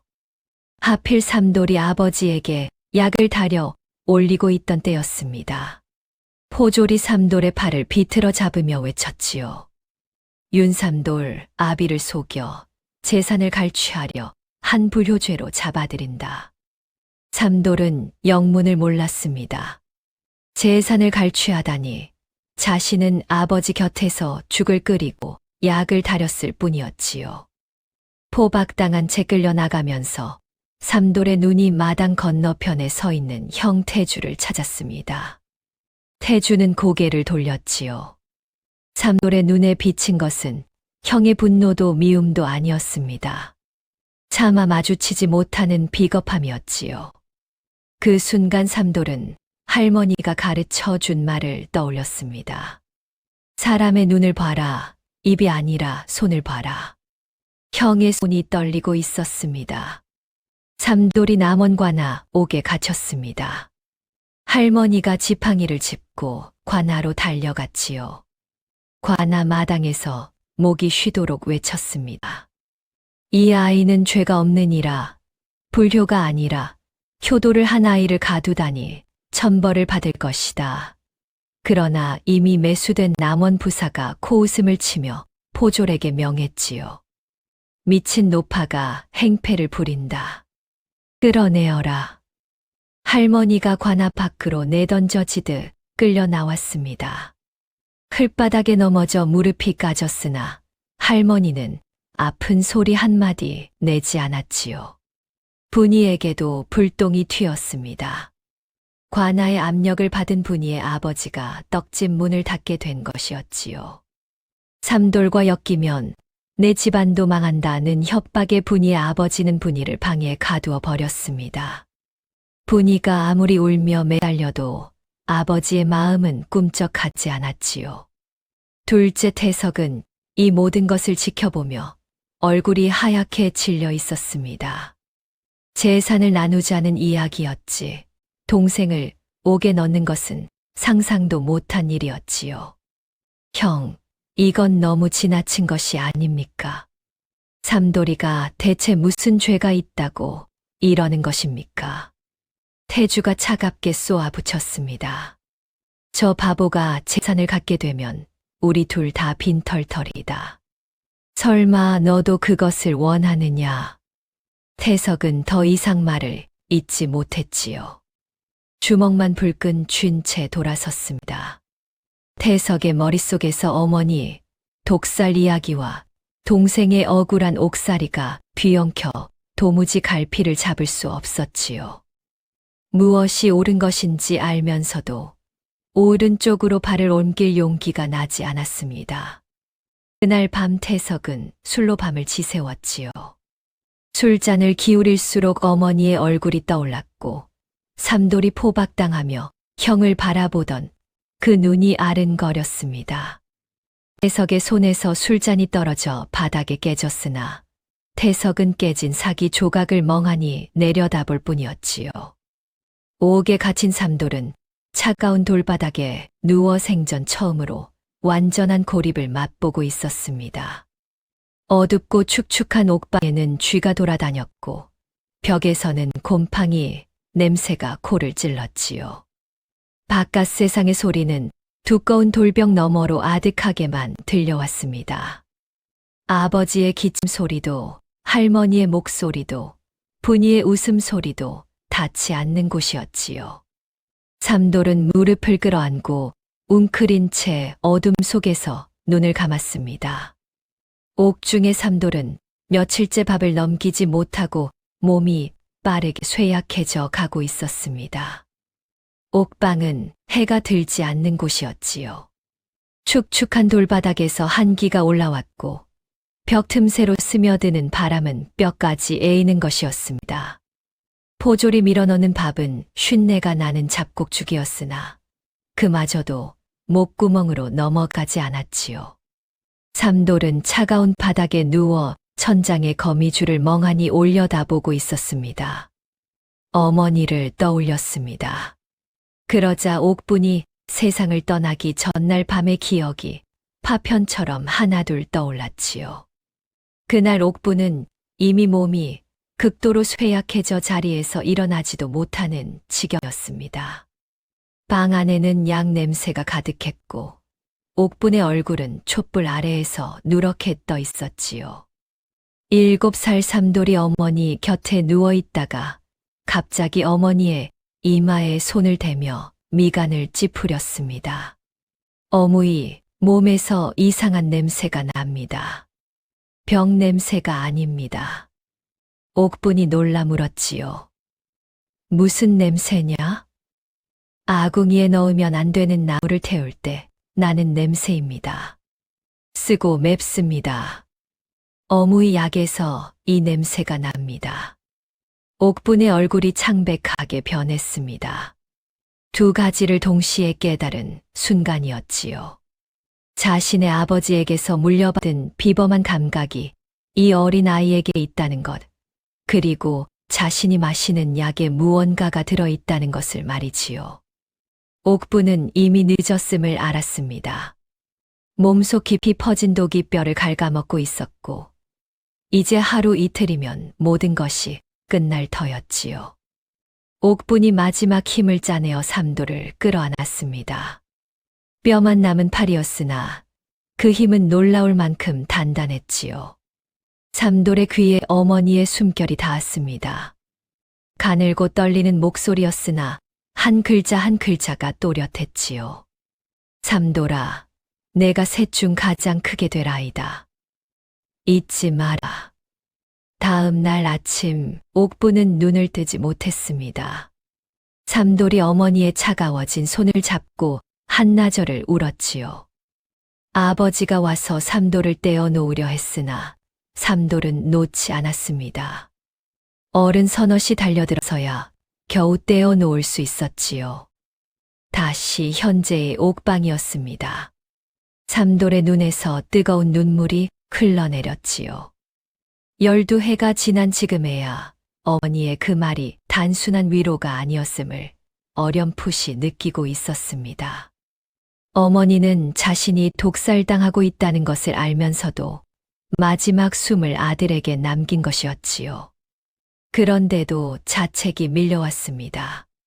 그때 약에서 이상한 냄새가 난다고 했을 때 누군가가 귀를 기울여 주었더라면, 그를 알았더라면, 형들처럼 똑똑했더라면 어머니를 살릴 수 있지 않았겠느냐고 말이지요. 어둠 속에서 삼돌이 무릎에 얼굴을 묻고 소리 없이 울었습니다. 며칠이 더 지났습니다. 삼돌의 볼이 움푹 꺼지고 눈 아래에 그늘이 짙어졌지요. 어느 날 옥졸이 떡 광주리 하나를 밀어 넣으며 퉁명스럽게 말했습니다. 밖에서 누가 놓고 갔다. 삼돌이 힘없이 떡을 집어드는데 손가락 끝에 무언가 딱딱한 것이 만져졌지요. 떡과 떡 사이에 말린 꽃 한 송이가 끼워져 있었습니다. 인동초였습니다. 겨울의 혹독한 추위를 견뎌 내고 봄에 피어나는 꽃이었지요. 삼돌의 머릿속에 어릴 적 풍경 하나가 떠올랐습니다. 11살 되던 겨울이었지요. 삼돌과 분이가 뒷산에서 놀다가 눈 사이로 고개를 내민 인동초를 발견했습니다. 한겨울에 꽃이 피어 있다니 신기하여 둘이 나란히 쪼그려 앉아 한참을 들여다보았지요. 이 꽃은 바보처럼 추위를 버텨서 살아남는 거래. 분이가 웃으며 한 말이었습니다. 그때 삼돌이 나도 바보니까 살아남겠네라 했고, 분이가 그래 삼돌이는 살아남을 바보야 라며 까르르 웃었지요. 분이가 보낸 것임을 삼돌은 단번에 알았습니다. 마른 꽃잎에서 희미한 꿀 냄새가 났지요. 삼돌이 인동초를 가슴에 품고 주먹을 꽉 쥐었습니다. 그리고 차가운 돌바닥에서 천천히 몸을 일으켜 앉았지요. 죽을 수 없었습니다. 아직 죽을 수 없었습니다. 기다리는 사람이 있었으니까요. 삼돌이 밀어두었던 잡곡죽을 끌어당겨 한 숟갈 떠 넣었습니다. 맛이 형편없었으나 꾹 참고 한 숟갈 한 숟갈 삼켰지요. 한편 할머니는 손자를 구하고 며느리의 원수를 밝히기 위해 한양으로 향했습니다. 75의 몸이었지요. 다리가 후들거리고 허리가 끊어지는 듯했으나 할머니는 멈추지 않았습니다. 할머니에게는 궁궐수라간 시절에 인연을 맺은 사람이 한 명 남아 있었지요. 지금은 암행어사가 된 그 사람을 찾아 며느리의 독살과 조판서의 비리를 낱낱이 고하기 위해서였습니다. 할머니는 큰 길을 피하고 산길로만 돌아갔습니다. 조판서가 보낸 자들이 남원 관문마다 지키고 있었기 때문이지요. 첫째 날 밤 고갯마루에서 횃불을 든 사내 둘이 길목을 살피고 있는 것이 보였습니다. 할머니는 숨을 죽이고 풀숲에 엎드렸지요. 사내들의 신발이 할머니의 코앞을 지나갔습니다. 마른 풀잎이 할머니의 볼을 찔렀으나 숨소리 하나 내지 않았지요. 사내들이 멀어진 뒤에야 할머니는 떨리는 다리로 다시 일어섰습니다. 둘째 날에는 산길에서 발을 헛디뎌 비탈을 굴렀지요. 무릎이 깨지고 손등이 찢어졌으나 품속에 1000조각만은 두 팔로 감싸 지켰습니다. 셋째 날 저녁 기력이 다하여 나무 밑에 쓰러졌을 때 할머니는 이대로 눈을 감는 것이 아닌가 싶었지요. 그러나 눈을 감을 때마다 며느리 옥분의 얼굴이 떠올랐습니다. 옥분아, 반드시 내 원수를 밝히마. 그 다짐이 늙은 다리에 다시 힘을 불어넣었습니다. 할머니는 큰 길을 피하고 산길로만 돌아갔습니다.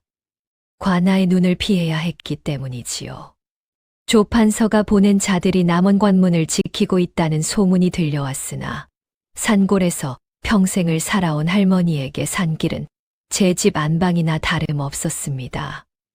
그래도 늙은 몸이 쓰러지고 다시 일어나기를 몇 번이나 반복했지요. 같은 무렵 분이는 아버지가 가둔 방을 한밤중에 빠져나왔습니다. 창문 빗장을 뜯어내고 담장을 넘은 것이었지요. 치마가 찢어지고 손바닥이 까졌으나 분이는 아랑곳하지 않았습니다. 분이에게는 삼돌에게 없는 것이 하나 있었지요. 글을 쓸 줄 아는 것이었습니다. 떡집 딸이었으나 어머니에게서 몰래 글을 배웠던 분이가 삼돌의 억울함을 담은 상소문을 작성하기 시작했습니다. 작은 등잔 아래에서 밤새 붓을 놀렸지요. 눈물이 떨어져 먹물이 번졌으나 분이는 멈추지 않았습니다. 같은 시각 둘째 태석이 술에 취해 잠 못 이루며 뒤척이고 있었지요. 꿈인지 생시인지 분간이 되지 않는 어스름 속에서 어머니, 옥분이 나타났습니다. 어머니가 태석 손을 잡으며 말했지요. 내 동생을 지켜다오. 태석이 어무이 하고 손을 뻗는 순간 어머니의 모습이 연기처럼 흩어졌습니다. 태석이 땀에 젖은 채 벌떡 일어나 앉았지요. 심장이 미친 듯이 뛰고 있었습니다. 열린 창문 너머로 밤하늘에 별이 총총했지요. 태석이 두 손으로 얼굴을 감싸 쥐고 한참을 앉아 있었습니다. 어머니의 목소리가 귀전에서 떠나지 않았지요. 내 동생을 지켜다오. 그 한마디가 태석의 가슴 한가운데를 뜨겁게 관통하고 있었습니다. 할머니가 마침내 한양에 도착했습니다. 나흘 밤낮을 산길로 걸어온 75의 몸은 만신창이가 되어 있었지요.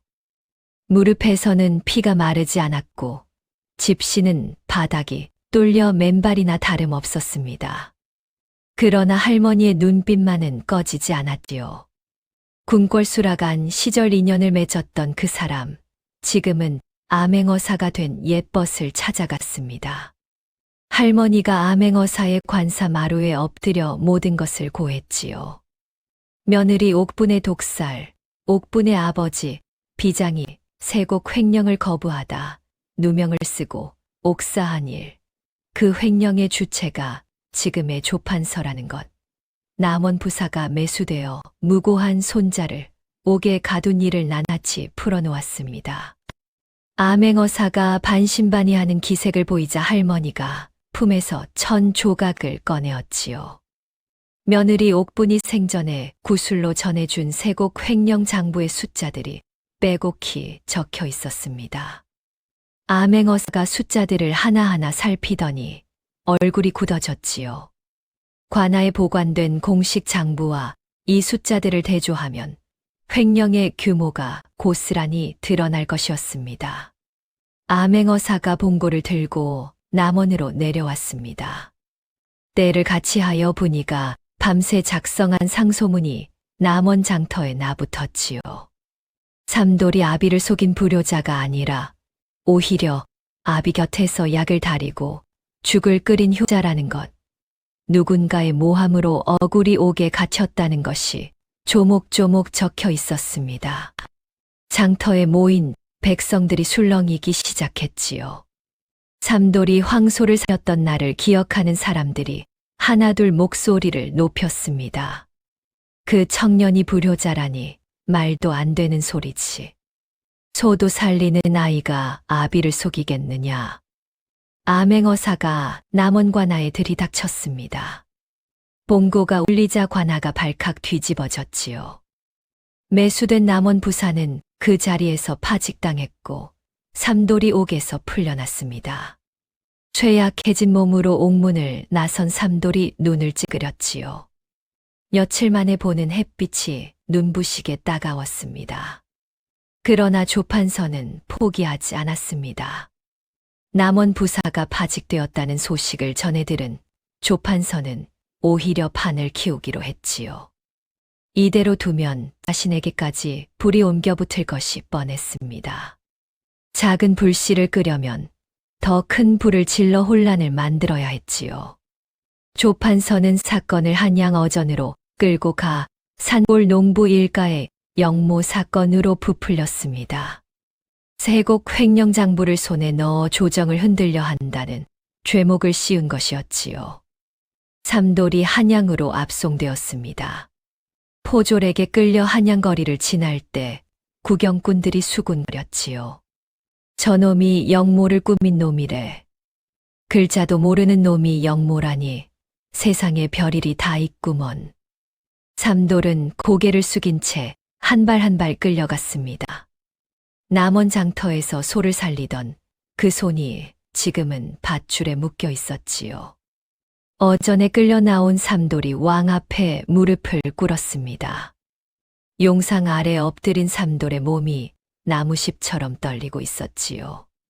태어나서 남원 바깥으로 나가본 적도 없는 산골 청년이 왕 앞에 선 것이었습니다. 조판서가 의기양양하게 나섰지요. 전하, 이 자는 아비를 속이고 재산을 갈취하려 한 패륜아이옵니다. 거짓 장부를 꾸며 충신을 모함하려는 영모의 무리이옵니다. 태주가 조판서 곁에 서서 아우를 가리키며 증언했습니다. 소인의 아우는 글자 한자 모르는 자이옵니다. 이런 자가 가문의 재산을 탐하여 아비를 농락하고 거짓을 꾸며 싸웁니다.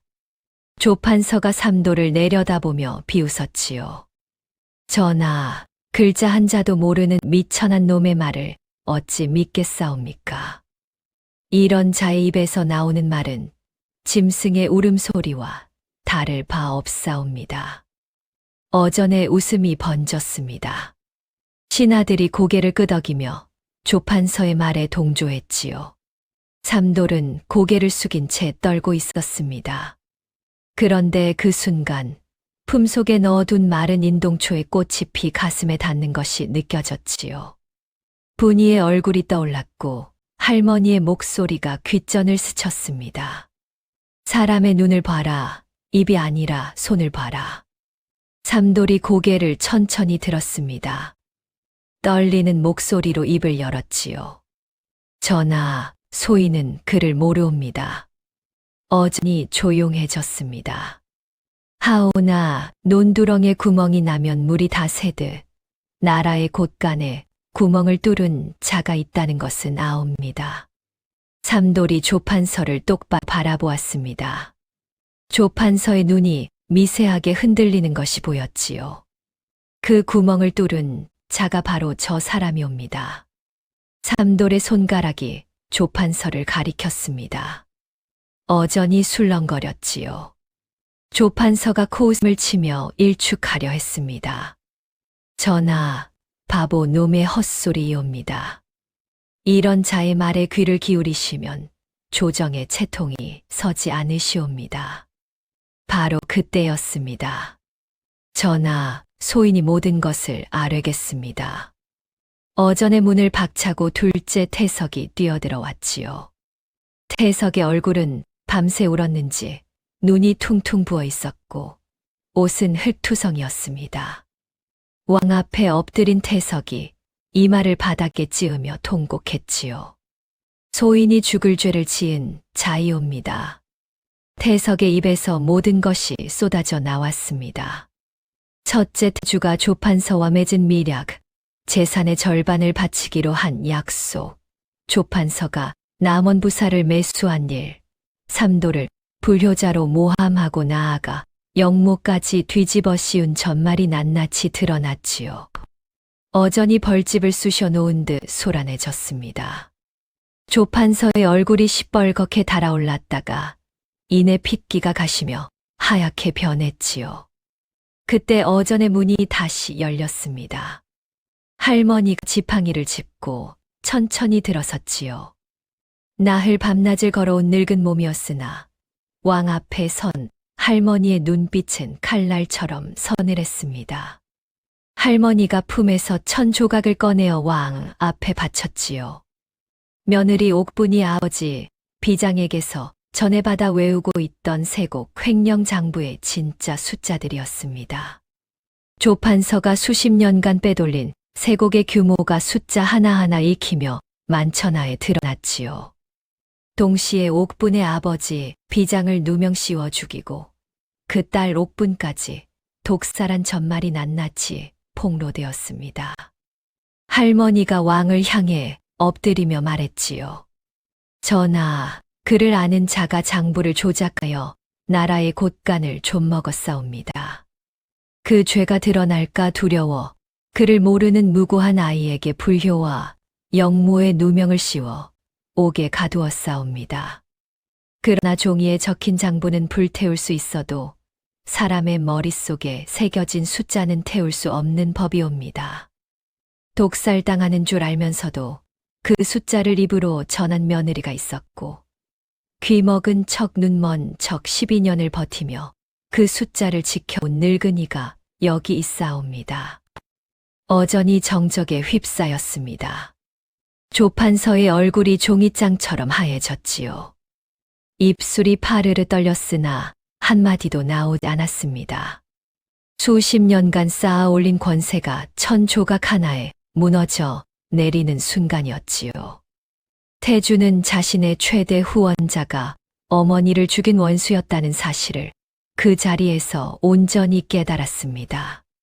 조판서의 따스한 미소, 벼슬기를 열어주던 손길, 도자기를 마련해주며 두드리던 어깨, 그 모든 것이 어머니의 피 위에 세워진 거짓이었지요. 태주의 무릎이 꺾이며 바닥에 주저앉았습니다. 어머니의 원수 앞에서 꼬리를 흔들었다는 자각이 뼛속까지 파고들었지요. 태주의 입에서 짐승 같은 신음이 새어나왔으나 그것은 울음도 비명도 아닌 스스로 무너져 내리는 소리였습니다. 왕이 조판서의 체포를 명했습니다. 포졸들이 달려들어 조판서의 관복을 벗기고 밧줄로 묶었지요. 끌려나가는 조판서의 등 뒤로 어전의 무거운 문이 닫혔습니다.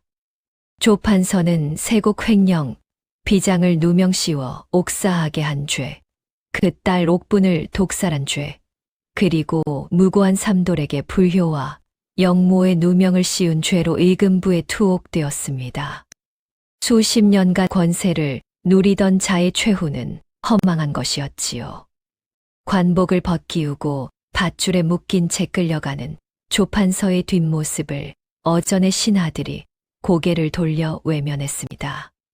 첫째 태주는 조판서와의 밀약이 드러나 과거 급제가 박탈되고 유배형에 처해졌습니다. 유배를 떠나기 전 태주가 삼돌 앞에 끌려 나왔지요. 비단옷은 간데 엎고 거친 죄인복을 걸친 태주의 모습은 남원에 도착하던 날의 거만한 걸음걸이와는 전혀 딴 사람이었습니다. 태주의 눈에 생전 처음 보는 눈물이 고여 있었지요. 삼돌아, 나는 내가 바보인 줄 알았다. 진짜 바보는 나였구나. 태주의 목소리가 갈라졌습니다. 어미를 죽인 원수에게 노릇을 하면서도 그것이 출세인 줄 알았으니 나보다 더한 바보가 세상에 어디 있겠느냐. 삼돌은 형의 눈을 바라보았지요. 그 눈에는 탐욕도 비겁함도 아닌 처음으로 자기 자신을 똑바로 마주한 사람의 고통이 담겨 있었습니다. 삼돌이 나지막이 말했지요. 형님, 부디 살아서 돌아오십시오. 태주의 고개가 떨구어지며 어깨가 들썩였습니다. 소리 없는 오열이었지요. 형제 사이에 무겁고 뜨거운 침묵이 흘렀습니다. 둘째 태석은 왕 앞에서 자신의 죄를 고한 공으로 중형은 면했으나 삼돌 앞에 무릎을 꿇고 용서를 구했습니다. 내가 옥에 끌려가는 것을 보고도 입을 다물었다. 이 형을 용서해 다오. 삼돌이 태석의 손을 잡아 일으키며 말했지요.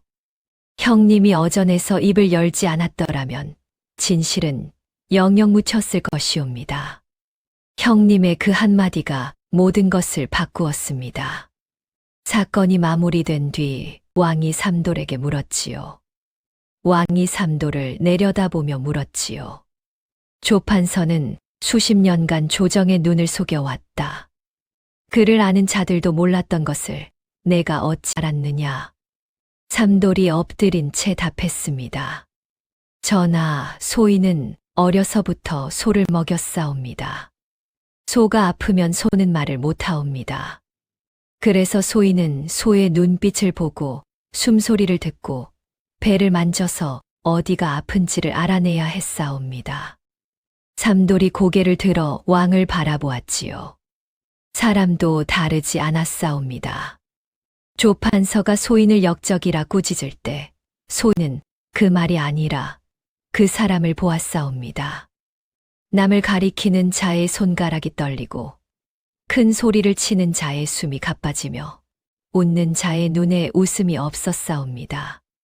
소인이 장터에서 황소의 병을 알아낸 것과 같은 것이옵니다.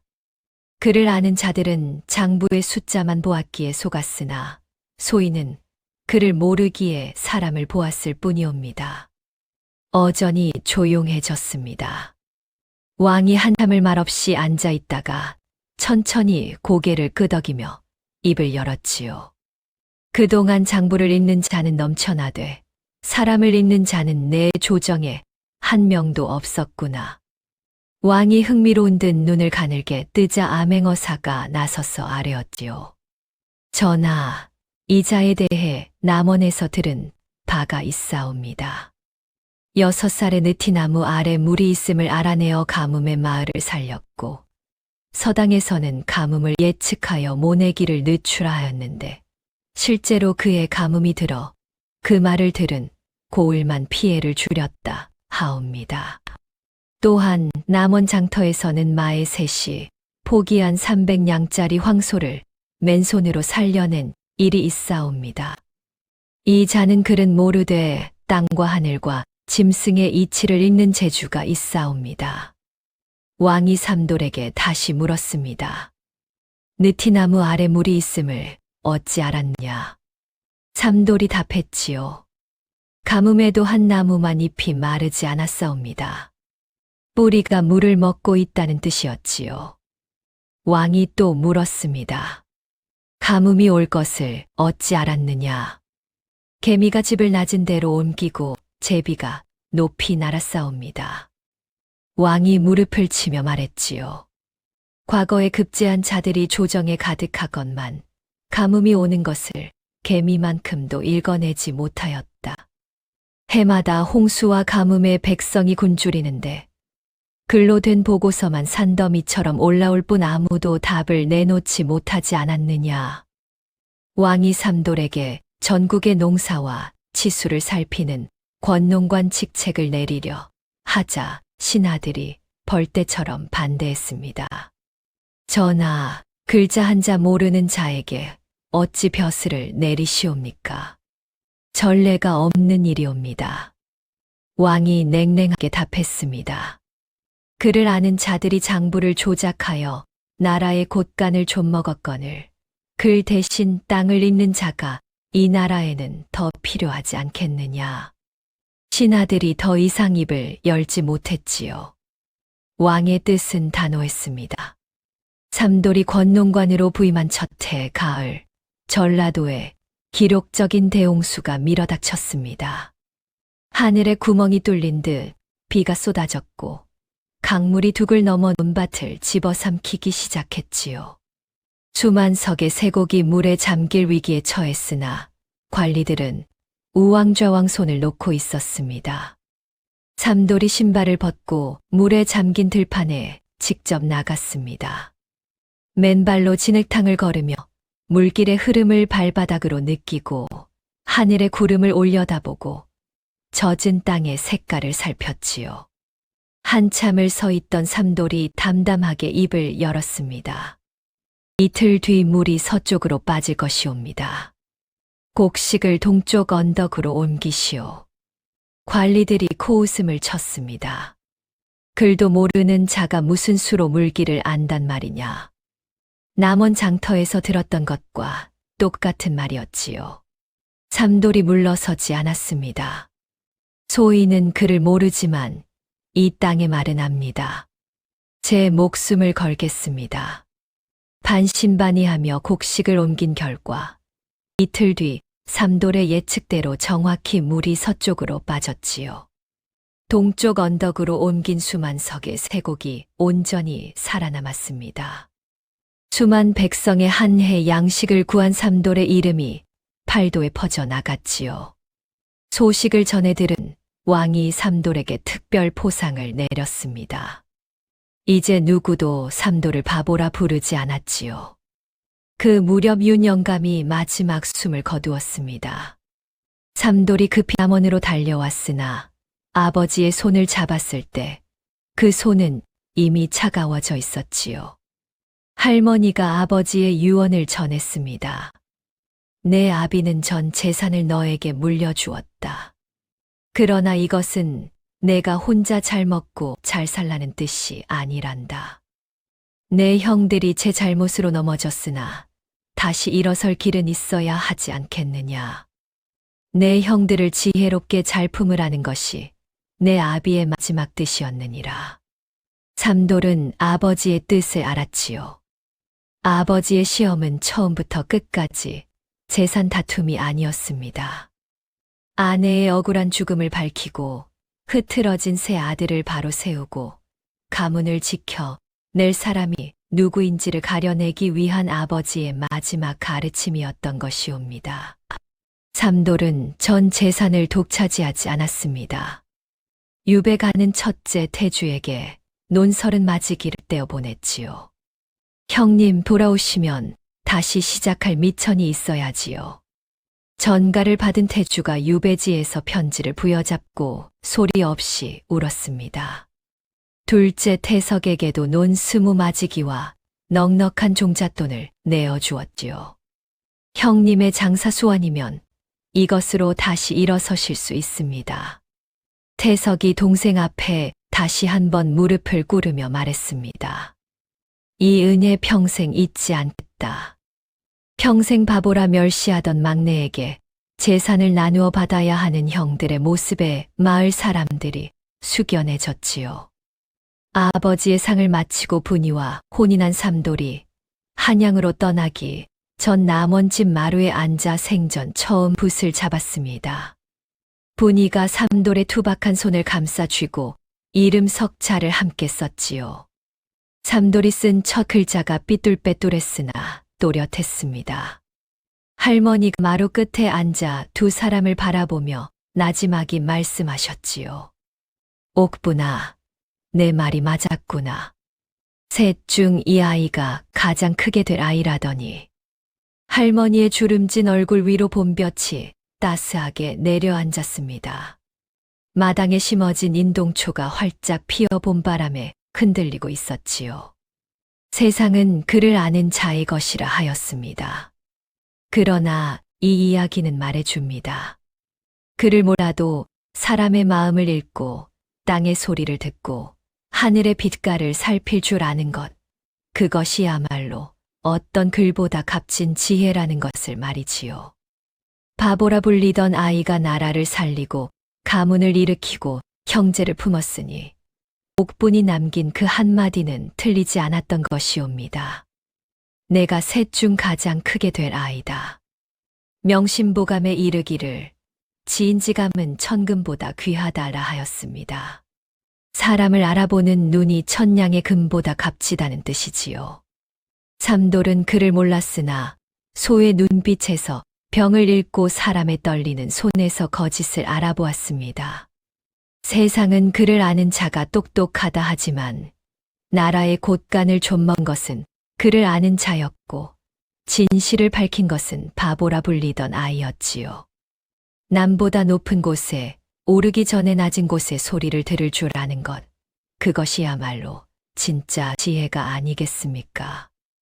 다음 영상을 빠르게 만나보시려면 좋아요와 구독을 눌러주세요. 그럼 더 재미있는 영상으로 찾아뵙겠습니다. 모두 행복한 하루 보내세요.